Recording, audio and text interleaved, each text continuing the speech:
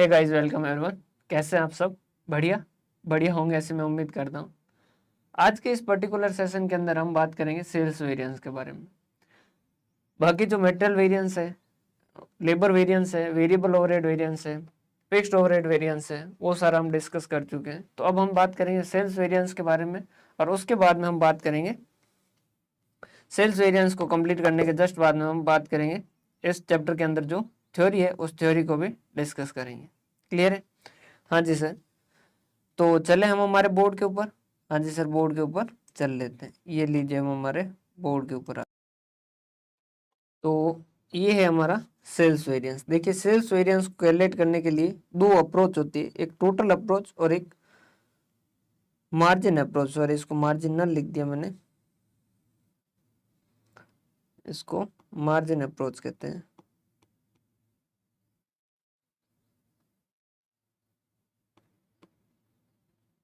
मैं इसको करेक्ट कर लेता हूँ ना, मार्जिन अप्रोच। सर मार्जिन क्या होता है? मार्जिन का मतलब क्या होता है? मार्जिन बोले तो मुनाफा, मुनाफा बोले तो प्रॉफिट, प्रॉफिट बोले तो सेल्स वैल्यू माइनस कॉस्ट। तो ये टोटल अप्रोच जो है वो क्या करेगी, किसको कंसीडर करेगी? सेल प्राइस को। ये क्या लिखेगी? Sale price लिखेगी। और ये मार्जिन अप्रोच है, सॉरी, जो मार्जिन अप्रोच है, ये जो मार्जिन अप्रोच है ये क्या करेगा? ये मार्जिन लिखेगा। मार्जिन लिखेगा मतलब सेल प्राइस माइनस कॉस्ट लिखेगा, सेल प्राइस माइनस कॉस्ट लिखेगा। क्लियर है? हाँ जी सर, क्लियर है, कोई भी दिक्कत वाली बात नहीं है। देखिएगा ये कैसा होगा, यहाँ लिखेंगे आप budgeted quantity multiply by budgeted rate. यहाँ लिखेंगे आप actual quantity into actual, sorry, price, price लिख दीजिए, actual price. Sir budgeted quantity क्यों? देखिए, हमने शुरुआत में बात की कि सेल्स का जो है वो क्या होगा, बजटेड के साथ कंपैरिजन होगा, स्टैंडर्ड के साथ नहीं होगा। रीजन क्या है? क्योंकि सेल्स का जो है वो कभी स्टैंडर्ड होता नहीं है। सेल्स का जो बजट होता है वही स्टैंडर्ड होता है। ऐसा का है? देखिए, जो बाकी की चीजें होती है वो सारी सारी सेल्स के ऊपर डिपेंड होती है, समझिएगा। जैसे मुझे अगर लाइक अपना ये रिमोट बेचने का काम है, तो मैं ऐसा नहीं कि पहले रिमोट बना दूंगा, बहुत सारे रिमोट बना दिए, 1 लाख रिमोट बना दिया और उसके बाद में मैं पता करूंगा कि अच्छा सेल कितने हो गए इनमें से। नहीं, प्रोसेस क्या चलता है? कस्टमर सबसे पहले, कस्टमर सबसे पहले गया कस्टमर के पास, मतलब पहले गया मार्केट में। मार्केट में जाके पता किया कि अगर मैं ऐसे बनाता हूं, अगर मैं ऐसे रिमोट बनाता हूं तो ये रिमोट कितने सेल हो सकते हैं। क्लियर है? जब मुझे मार्केट में पता चला कि ये 90,000 मार्केट के अंदर सेल हो सकते हैं, तो इसको देख के मैं बाकी के बजट बनाऊंगा। 90,000 सेल हो सकते हैं तो फिर मैं देखूंगा अच्छा 90,000 सेल हो सकते हैं, मेरे पास कितने पड़े? मैंने कहा 10,000 पड़े। लास्ट के अंदर कितने मेरे को रखने होंगे कि 20,000 और रखने होंगे। तो मैं क्या करूं, 90,000 ये चाहिए सेल करने के लिए, 20,000 लास्ट में रखने के लिए, तो टोटल मेरे को चाहिए 1,10,000, जिसमें 10,000 मेरे पास पड़े। तो मुझे 1,00,000 क्या करने चाहिए? मैन्युफैक्चर करने चाहिए। समझ पा रहे बात? तो ये जो है ये आपका क्या होता है, ये डिपेंड करता है, इसके ऊपर बाकी के सारे होते हैं। समझ पा रहे बात? अब एक्चुअल मान लीजिए आपने सेल जो है वो 90,000 की जगह 1,00,000 हो गया, तो 1,00,000 की जगह अब कुछ उसके हिसाब से कुछ डाटा रिवाइज कर सकते हैं क्या? नहीं, क्योंकि इसी के ऊपर तो बाकी सारे डिपेंडेंट है। समझ पा रहे बात? तो इसका कभी भी स्टैंडर्ड जो है वो नहीं होगा। और यहां पर क्या कर दोगे, actual quantity multiply by budgeted price. देखिए, बाकी जगह अगर होता तो आप क्या करते, जैसे मार्जिनल के अंदर क्या, सॉरी, मेटेरियल के अंदर standard quantity multiply by standard rate, last में क्या लिखते हो, actual quantity multiply by actual rate. और फिर क्या कहते हो, स्टैंडर्ड क्वांटिटी एक बार आएगा, बाकी जगह एक्चुअल क्वांटिटी आएगा, और एक्चुअल रेट एक बार आएगा, बाकी जगह क्या आएगा, स्टैंडर्ड रेट आएगा। बस यहाँ पर स्टैंडर्ड की जगह क्या करना है, बजटेड करना है, रेट हो चाहे प्राइस हो। क्लियर है? बाकी वैसा का वैसा उसी तरीके से बनेगा। क्लियर? दूसरी प्रॉब्लम एक और आएगी। दूसरी प्रॉब्लम क्या आएगी, वहां पर नॉर्मली हम क्या करते हैं, जैसे हम बात करें कोई भी ले लेते हैं, ये वाला ले लेते हैं जैसे, तो यहाँ पर आपने क्या किया, ये वाला ले लेते जैसे, यहाँ पर आपने क्या किया, ये अमाउंट इसमें से क्या किया आपने, ये वाला लेस किया, ये वाला जो है वो लेस किया, और फिर फेवरेबल और नेगेटिव लिखा। क्लियर है? फिर आपने फेवरेबल और नेगेटिव लिखा, वैसा वैसा ये वाला अमाउंट और इसमें से क्या किया, ये जो है वो लेस किया, और फिर आपने क्या लिखा, फेवरेबल और नेगेटिव लिखा। क्लियर है? समझ पा रहे बात? सर इसमें समझने वाली क्या बात है, देखिए अब यहाँ पर क्या होगा, इसका जस्ट ऑपोजिट होगा, यहाँ पर क्या होगा, इसका जस्ट ऑपोजिट होगा। मतलब सर इसमें इस अमाउंट में से क्या करेंगे, ये वाला अमाउंट लेस करेंगे, और फिर जो है वो फेवरेबल और अनफेवरेबल निकलेगा, और वैसा वैसा इस अमाउंट में से हम क्या करेंगे, ये लेस करेंगे, और फिर हमें फेवरेबल और अनफेवरेबल निकलेगा, और वैसा वैसा इस अमाउंट में से ये वाला अमाउंट जो वो लेस करेंगे ताकि हमें फेवरेबल और अनफेवरेबल मिल सके। सर ऐसा का देखिए, यूँ समझिए जैसे आपके यहाँ पे कोई एम्प्लॉई है, एक जो है वो कौन सा है, सेल वाला है, और एक जो है वो परचेज वाला है। क्लियर? परचेज वाले को आपने कहा था कि भाई साहब इस साल मटेरियल का जो टोटल खर्चा वो 1 लाख होना चाहिए, उसने खर्चा कर दिया 1,10,000। आप उसे क्या कहोगे कि पागल है क्या, तुझे समझ नहीं आता है क्या, बिना फालतू वेस्टेज क्यों करता है, ज्यादा खर्चा क्यों करता है, वगैरह वगैरह, ऐसा कुछ बोलोगे, स्टार है, ठीक है, समझ पा रहे बात? वहीं पर सेल्स वाला बंदा है, उसको हमने टारगेट किया था कि 2 लाख की सेल करना है, अब उसने 2 लाख की जगह 2,10,000 की सेल कर दी, क्या उसे ऐसा कहोगे पागल है क्या, तुमने 2 लाख की जगह 2,10,000 की सेल कर दी, इतना पैसा रखेंगे कहाँ, ऐसा कहोगे क्या? नहीं, उसे क्या कहोगे, शाबाशी दोगे, उसे क्या करोगे, शाबाशी दोगे। समझ पा रहे बात? तो बाकी जगह जैसा होगा कॉस्ट का, सेल्स में उसका जस्ट ऑपोजिट होगा। कॉस्ट ज्यादा लगने पर क्या होता है, नुकसान होता है। समझ पा रहे हो बात? कॉस्ट 10,000 की जगह अगर 11,000 लगेगी तो नुकसान होगा, वैसा वैसा अगर जस्ट इसका ऑपोजिट देखिएगा, कॉस्ट 10,000 की जगह जब 11,000 होगी तो हमें क्या होगा, नुकसान होगा, और हम अनफेवरेबल कहेंगे। वहीं पर सेल्स 10,000 की जगह 11,000 होगा तो हम उसे क्या कहेंगे, फायदा हुआ, फेवरेबल कहेंगे। समझ पा रहे हो? तो आपको क्या करना है, बस यहाँ पर ऑपोजिट डायरेक्शन के अंदर माइनस करना, बाकी कुछ भी नहीं है। सर ये कैसा होगा, ये सेम वैसा वैसा budgeted quantity multiply by budgeted margin, और मार्जिन मतलब क्या हो जाएगा, सेल प्राइस माइनस कॉस्ट। ये क्या हो जाएगा, actual quantity multiply by budgeted margin, और actual quantity multiply by actual margin. Clear है? सर नाम इनके क्या क्या होंगे, देखिए ये तो हो गया sales, sorry sales value variance, ये क्या हो जाएगा, सेल्स प्राइस वेरिएंस। समझ पा रहे हैं बात भाई? वैसा वैसा जैसा ऊपर अभी तक पढ़ रहे थे वैसा वैसा ये हो जाएगा, सेल्स वो वॉल्यूम वॉल्यूम वेरिएंस। यहाँ पर करोगे, यहाँ पर भी ये लगा दो,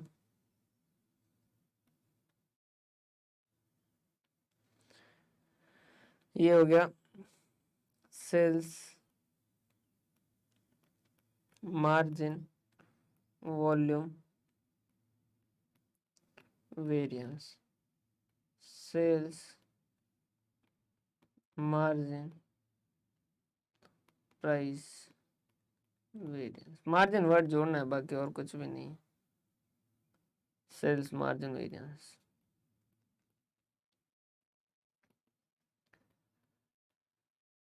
क्या आप मेरी बात यहाँ तक की समझ पाए?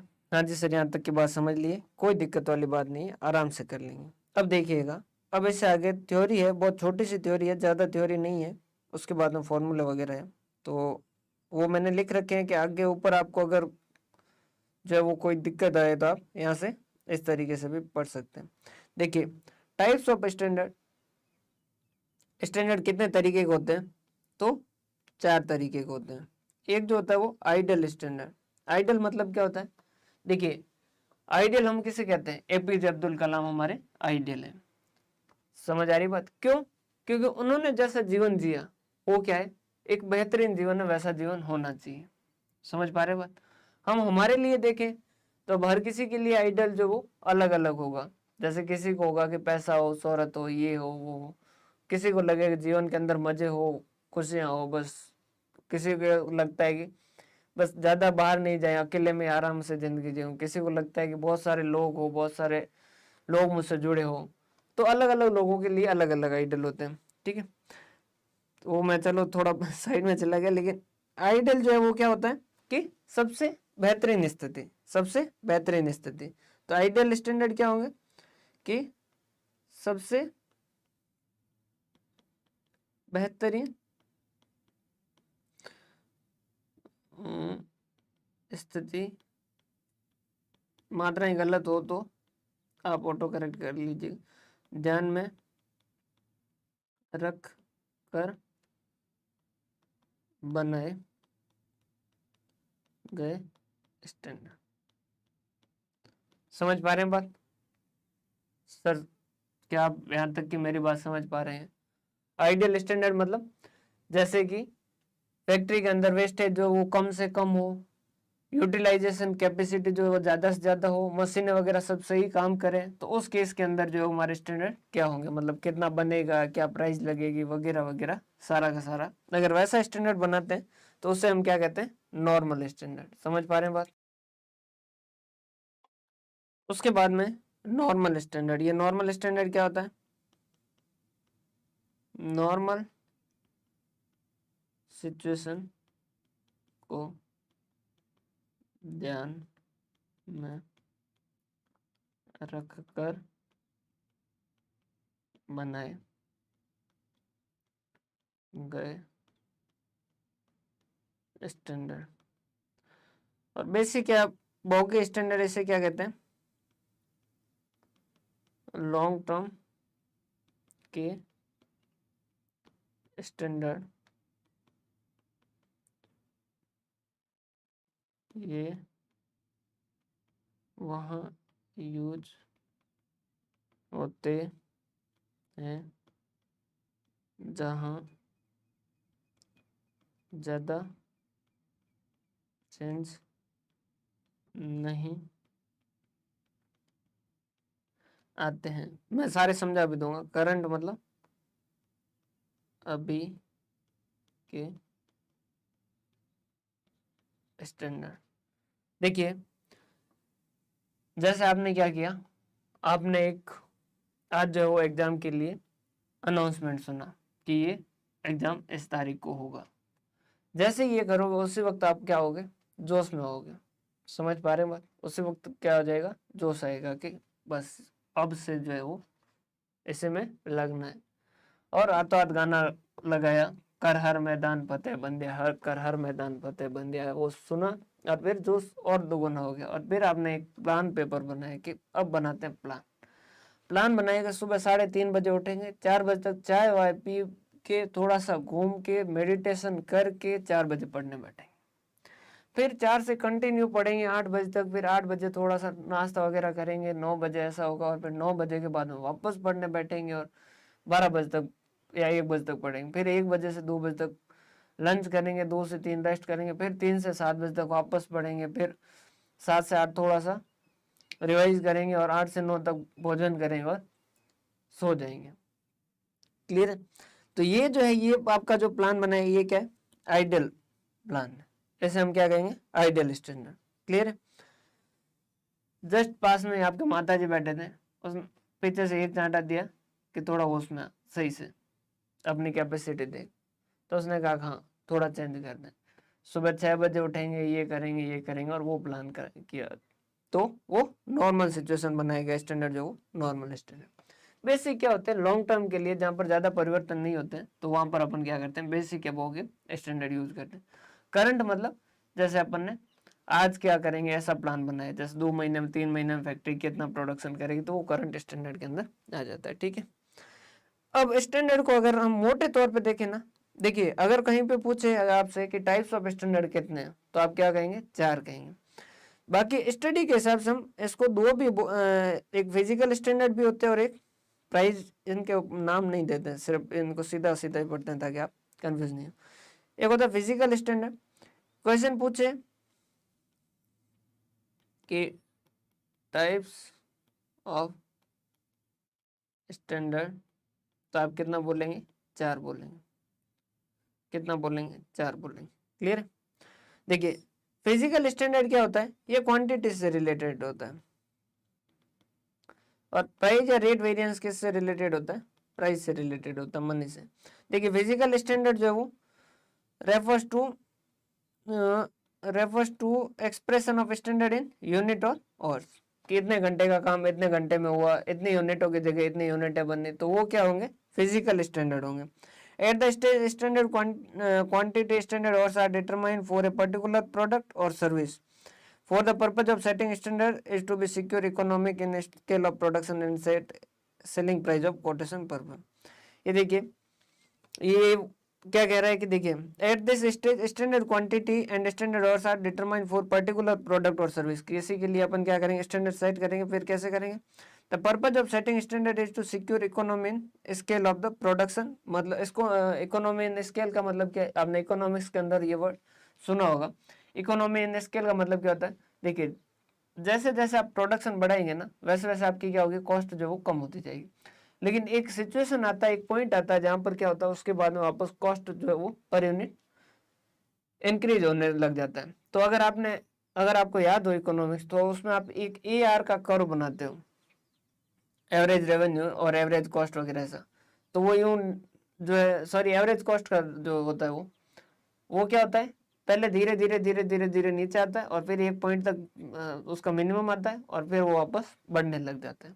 क्लियर है। तो वो इकोनॉमी ऑफ स्केल होता है। तो ये कह रहा है वो स्टैंडर्ड वगैरह समय आपको ये भी पता चलेगा कि आपको कहाँ पे काम करना। और प्राइस और रेट वेरिएंस, यहाँ पर पैसों के बारे में, beyond the price and rate variance can be set either in the following basis. इस तरीके से कर सकते हैं, एक्चुअल एवरेज और mean price expected to prevail during the coming period से 1 ईयर, और normal price expected to prevail during the cycle of season which may be a number of years. देखिए अब जो स्टैंडर्ड जो प्राइस के set करोगे वो कैसे करोगे, कि या तो इस साल क्या रहने वाली वो देख लोगे, या सीजन मतलब काफी सालों के एक जो है वो पीरियड को आप क्या कहते हो, सीजन कहते हो, तो उसके हिसाब से भी कर सकते हो। Clear. Types of variance, sir ये मतलब 1 ईयर और ये कैसा हुआ, देखिए मौसम और जलवायु ये 2 शब्द हैं। मौसम जो वो किसके लिए वर्ड यूज होता है, शॉर्ट ड्यूरेशन के लिए। जलवायु जो होता है वो किसके लिए होता है, लॉन्ग ड्यूरेशन के लिए होता है। वैसा ये है कि ये जो है अगर 1 साल के लिए प्राइस जो 1 साल का मीन भी ले सकते हैं, और हम चाहे तो लंबे ड्यूरेशन का भी, कि 10 साल वगैरह का भी जो मीन है वो ले सकते हैं, उनका भी एवरेज जो ले सकते हैं। टाइप्स ऑफ वेरिएंस, कंट्रोलेबल और अनकंट्रोलेबल वेरिएंस, कि जो हमने अभी तक कैलकुलेट किए कि भाई इतना होना चाहिए था, इतना हुआ वगैरह वगैरह, तो उसमें 2 कारण के 2 तरीके के हो सकते हैं, एक तो कंट्रोलेबल और एक अनकंट्रोलेबल। जैसे आपने पता किया कि मटेरियल के अंदर प्राइस के अंदर जो आपके 10,000 एक्स्ट्रा लगे, उसमें से 6,000 आपकी वेस्टेज ज्यादा हुआ उसकी वजह से लगे, और 4,000 क्योंकि उसकी प्राइस बढ़ गई उसकी वजह से। हमने पता किया प्राइस क्यों बढ़ी, तो उन्होंने कहा कि भाई मार्केट के अंदर इसका जो अवेलेबिलिटी है वो बहुत शॉर्ट हो गई। क्लियर है। वेस्टेज आप कंट्रोल कर सकते हैं, क्या आप प्राइस कंट्रोल कर सकते हैं क्या, नहीं। तो आप इनको क्या कर सकते हो, कंट्रोलेबल और अनकंट्रोलेबल में बांट सकते हैं। फेवरेबल और एडवर्स, फेवरेबल मतलब वो स्थिति जहां पर हमें क्या हो, फायदा हो, वो फेवरेबल हो जाएगा, और एडवर्स मतलब जहां हमें नुकसान हो, वो क्या कहलाएगा, एडवर्स कहलाएगा। तो फेवरेबल और एडवर्स वेरिएंस भी हम उसमें भी बाइफरकेट कर सकते हैं। एक वर्ड और आता है मटेरियल परचेज वेरिएंस।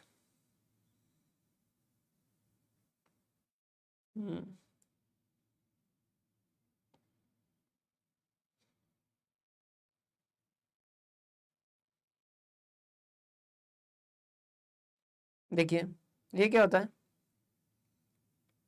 बस इसको ज्यादा इसको पूछा नहीं जाता है, ध्यान रखिएगा। मटेरियल वेरिएंस में मटेरियल यूसेज की जगह अगर हम मटेरियल परचेज यूज करें तो मटेरियल परचेज वेरिएंस आ जाएगा। मतलब सर देखिएगा, इसका मतलब समझ लीजिएगा, बाकी ये पूछा कम ही जाता है। आप क्या करते हैं मटेरियल वेरिएंस में, क्या करते हैं, जहां एक्चुअल क्वांटिटी है वहां पर क्या करते हैं, एक्चुअल क्वांटिटी कंज्यूम लेते हैं कि कितनी कंज्यूम की। अगर उसकी जगह एक्चुअल क्वांटिटी परचेज लोगे और फिर कैलकुलेट करोगे तो वो क्या हो जाएंगे, मटेरियल परचेज वेरिएंस हो जाएंगे। क्लियर है।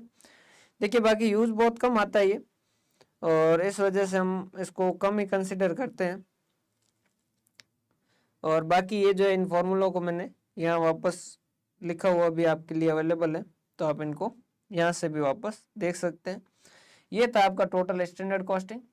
उम्मीद करता हूँ आपको अच्छे से समझ आया होगा, और अगर सेशन पसंद आ रहे हैं तो अपने साथियों के साथ जरूर जरूर जरूर साझा करें। बहुत बहुत धन्यवाद। हंसते रहें, मुस्कुराते रहें और पढ़ते रहें। बहुत बहुत धन्यवाद।